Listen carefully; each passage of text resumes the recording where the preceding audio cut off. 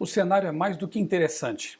Enquanto o Papa sul-americano, com áreas de esquerdista, defensor de uma teologia liberal, descrente da historicidade de Adão e Eva e defensor do domingo como dia de descanso, conquista o coração da maior nação protestante do mundo, que deveria estar na vanguarda da defesa dos princípios bíblicos sobre os quais foi fundada, Ben Carson, o presidenciável candidato republicano adventista guardador do sábado, vem sendo debochado por justamente defender a Bíblia e o criacionismo. O site The Week traz a provocativa chamada "Como Ben Carson pode ser ao mesmo tempo inteligente e tão espetacularmente estúpido?" E o site da MSNBC não deixou por menos. Publicou a matéria com o título "Ben Carson argumentou que a evolução foi incentivada por Satanás." A matéria do The Week mostra a estranheza com o fato de Carson ter estudado medicina numa das melhores universidades do mundo e ainda assim defender a visão criacionista. E depois comenta, abre aspas, "Há milhões de pessoas no mundo que acreditam fervorosamente em um poder divino, mas que também reconhecem a verdade da evolução." A Igreja Católica, por exemplo, é bastante clara em que não há nada de incompatível entre sua teologia e a evolução, fecha aspas.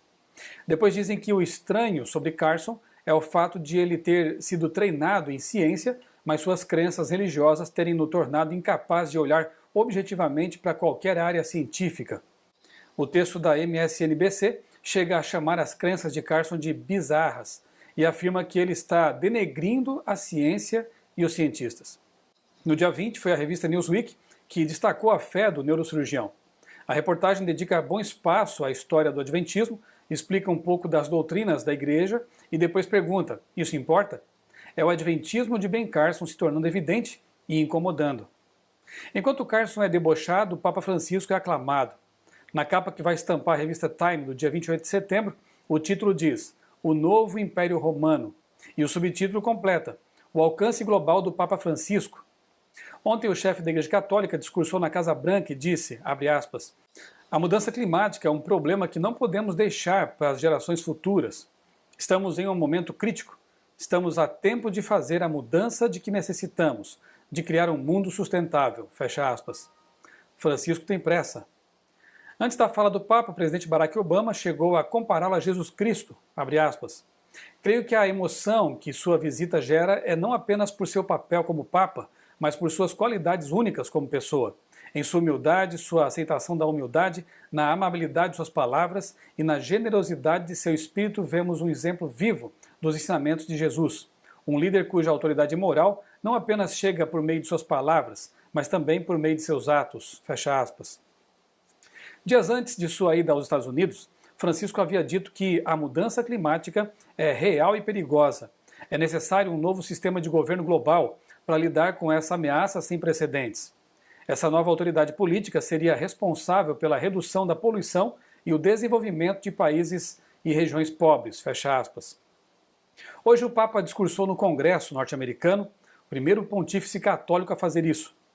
Pouco antes de ele se dirigir às autoridades, uma multidão se aglomerava em frente ao prédio.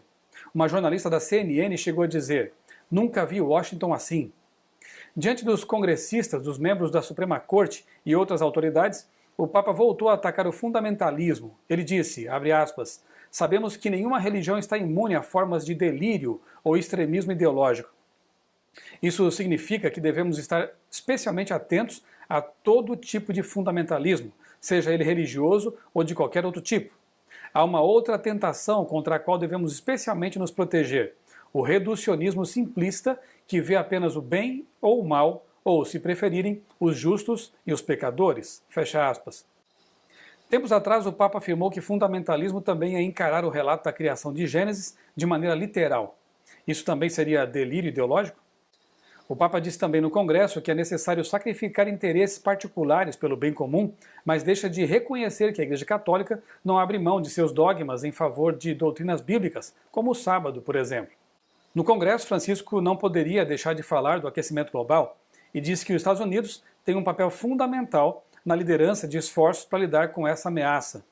O líder católico foi aplaudido várias vezes de pé e depois do discurso protagonizou outra cena impensável alguns anos atrás. Na varanda do Capitólio, em Washington, sede do Congresso dos Estados Unidos, ele orou pela nação norte-americana. Essa é uma situação bastante interessante. De um lado, o Papa atrai todos os holofotes para a sua causa ambientalista simpática, com a possibilidade de dar ainda mais ênfase a algo que já publicou em sua encíclica Laudato Si, o domingo como proposta para amenizar o aquecimento global, e de outro, Ben Carson atrai a atenção da mídia para um aspecto curioso de sua vida, o fato de ser um adventista, guardador do sábado e criacionista.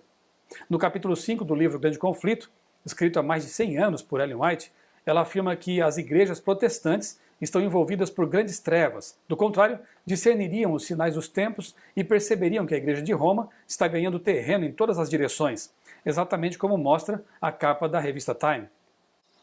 No mesmo livro, na página 615, White escreveu também, abre aspas, como o sábado se tornou o ponto especial de controvérsia por toda a cristandade e as autoridades religiosas e seculares se combinaram para impor a observância do domingo, a recusa persistente de uma pequena minoria em ceder à exigência popular fará com que essa minoria seja objeto de execração universal. Fecha aspas. Esse evento, o decreto dominical, está num futuro talvez bem próximo, mas Ben Carson parece já estar experimentando essa execração, assim como a experimentarão seus irmãos de fé. Por outro lado, toda a terra vem se maravilhando diante do poder descrito em Apocalipse 13. Você já estudou sua Bíblia hoje?